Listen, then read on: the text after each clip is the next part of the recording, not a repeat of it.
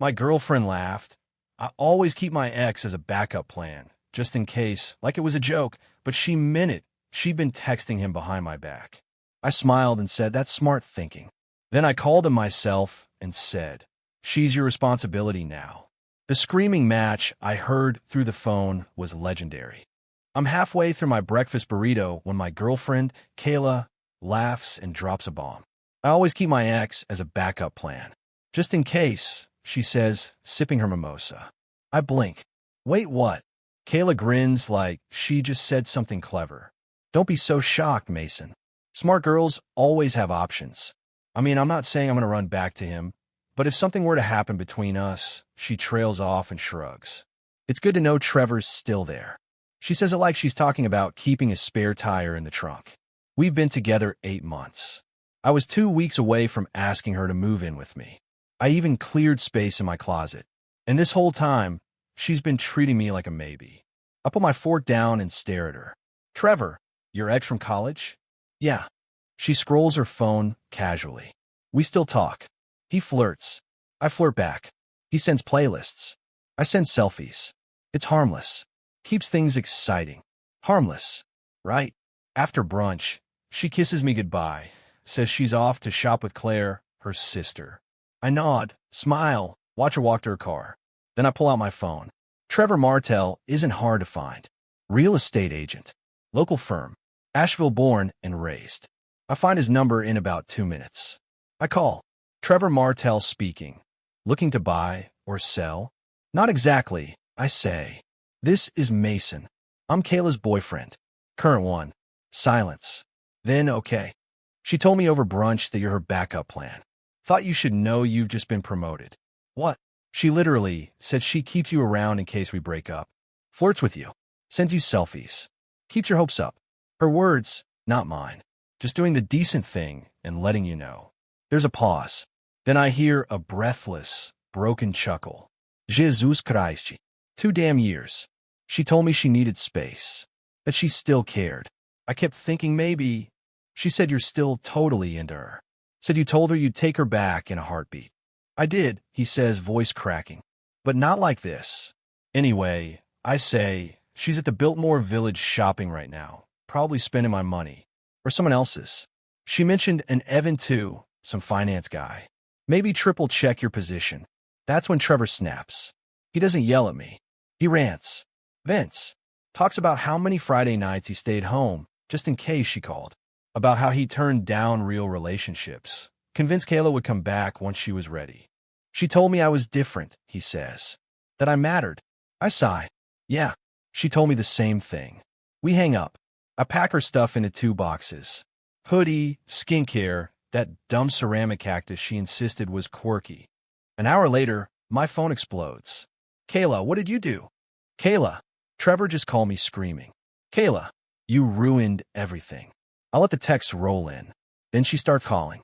I ignore 15 straight calls. On the 16th, I answer. What the hell is wrong with you? She screeches. You told Trevor. Yup. You had no right. You had no right to keep him hanging on for 2 years. Or me, for that matter. I didn't mean it like that. It was just girl talk. Kayla, you said, verbatim, men are so easy. While describing how you manipulate your ex. She tries crying. Not just tears, ugly sobbing. I was scared to be alone. Then be scared. But don't use people. That's when she drops it. I'm pregnant. I blink. No, you're not. You don't know that. We haven't had sex in over a month, and you told me you were on your period last week. Also, I had a vasectomy 2 years ago. Silence. Then, oh, I forgot. I hang up. That night, her sister, Claire, texts me. She's a mess.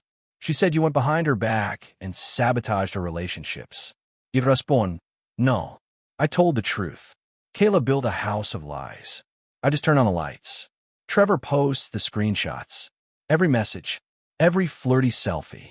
Every maybe someday text. He captions it. When you realize you're just a safety net. It gets 7,000 views in 5 hours. By morning, her story's viral. I get a call from Evan, the finance guy. Hey, just saw Trevor's post. Same story here. Can't believe I dodged this mess. 2 more guys reach out. Chris, a bartender. Julian, a local tattoo artist. All of them were backup plans, and they'd never met each other until now. Trevor makes a group chat, Kayla's ghosts. They start sharing notes, screenshots, timelines. Turns out she was scheduling coffee dates with Julian while texting Evan on the side, telling Chris he was the only one who understood her. Every guy thought he was special. None of us were. Chris replies, "We should get drinks. Celebrate being free." Trevor adds, "We should get jackets." Something like, "Plan B survivors." Julian, bowling league. And just like that, the Kayla support group is born. Like and subscribe if you've ever been someone's second choice, but took your power back. Also, what would you name our bowling team? Drop a comment. We meet at a dive bar in West Asheville the next week. Me, Trevor, Evan, Julian, and Chris. The Plan B survivors. It's a little weird at first. We all dated the same woman, got the same lines, heard the same lies. But once the beer flows and the stories come out, the weirdness fades fast. Chris leans back, arms crossed. She told me she had trauma from Trevor. Said he never appreciated her emotional depth. Trevor laughs, so hard he nearly chokes on his fries. She told me I was the only guy who ever did understand her emotional depth. Julian raises his hand like he's in school. Raise your hand if she called you her safe space. All 5 hands go up. We lose it. That moment right there, it's like therapy. Over the next few days, we set up a group bowling night. Someone makes team shirts, black and white. On the back, it says, "And no longer your plan B," in block letters, with a broken heart over a bowling pin. Trevor's already dating someone new. Cute brunette from his gym. Evan's going on a Hinge date with a girl who commented, "You deserve better," on his Instagram story.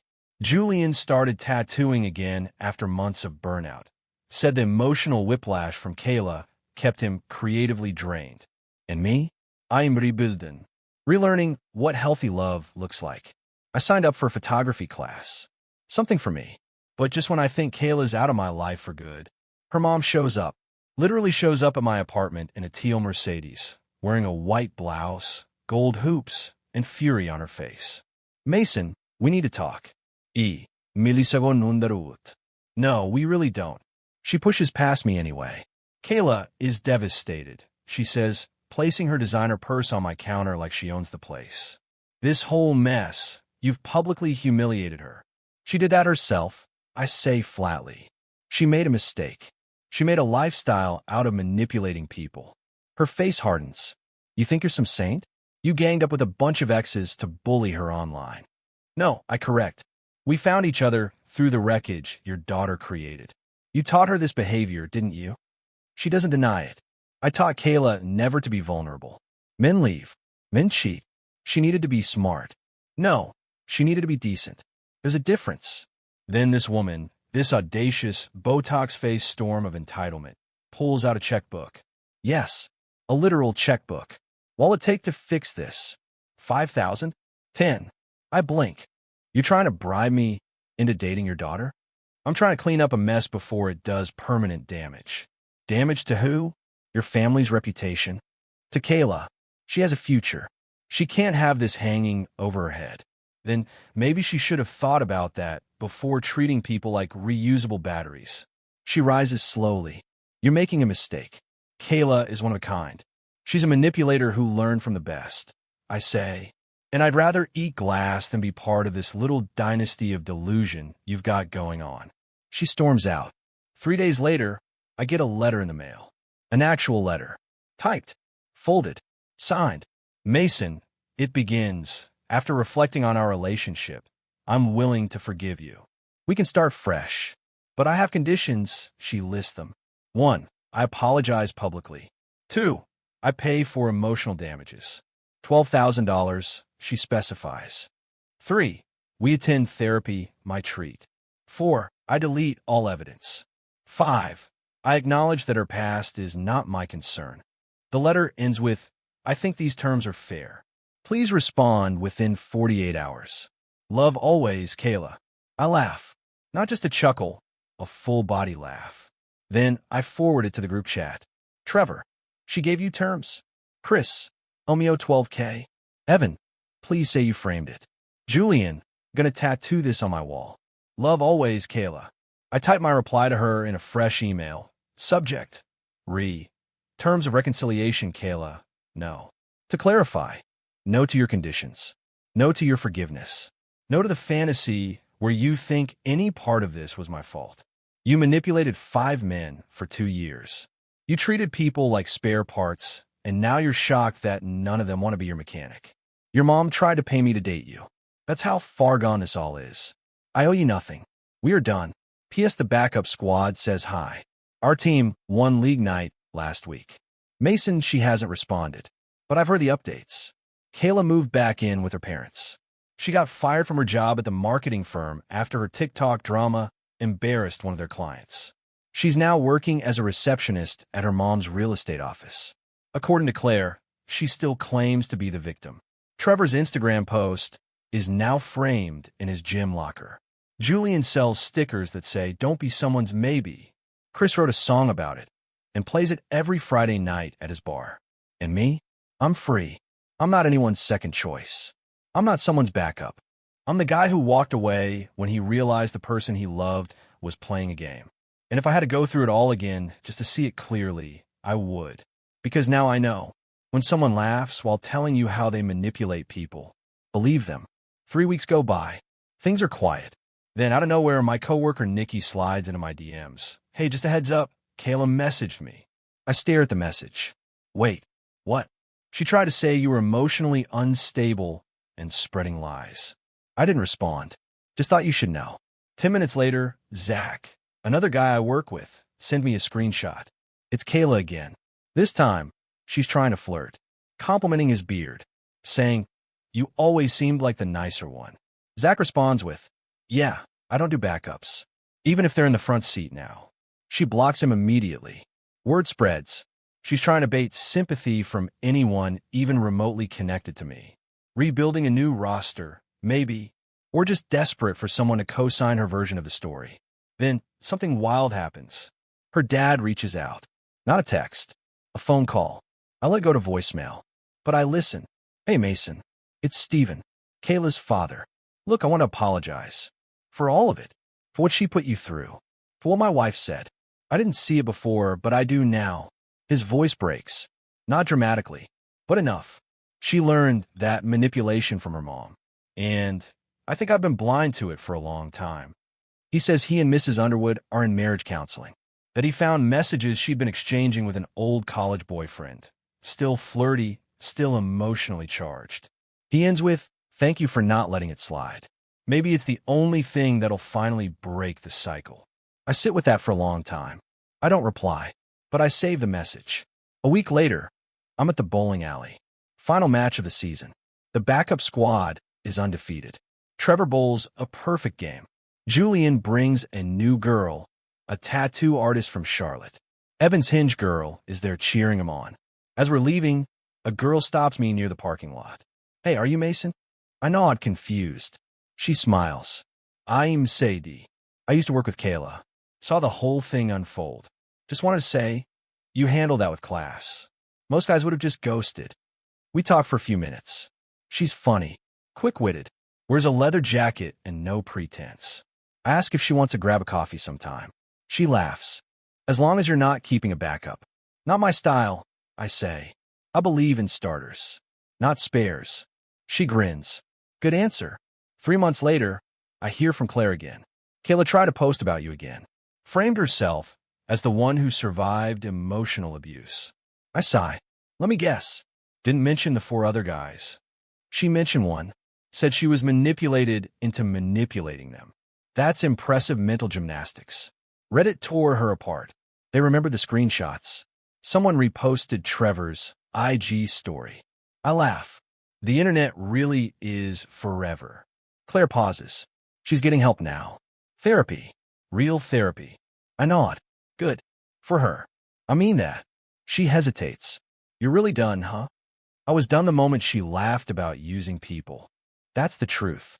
6 months in, Sadie and I are going strong. It's easy, honest, real. There are no backup plans, only plans we make together. One night, I see an email in my inbox. From Kayla. I hesitate but open it. Subject, "Thank you, Mason. I was angry for a long time. Blamed you. Blamed Trevor. Blamed everyone. But I've been in therapy for 3 months now. Real therapy. No manipulation, no control games. Just me, trying to figure out why I did what I did. I've hurt people. I see that now. And you were right to walk away. I know I laughed when I told you about Trevor. But I was scared. I thought having options meant safety. Turns out, it meant I never really had anyone. Anyway, I know you'll never respond. I just wanted to say thanks. For the wake-up call. For exposing the truth. For not letting me keep hurting people. I hope you're doing well. Kayla, I don't reply. I don't need to. Some stories don't end with revenge. Some end with peace. But the ones that matter, they end with truth. The backup squad still bowls every Thursday. Our new team shirts say, front row only. Because life's too short to sit on anyone's bench. And as for Kayla, well, some people grow. Some people repeat. But me, I'm done repeating.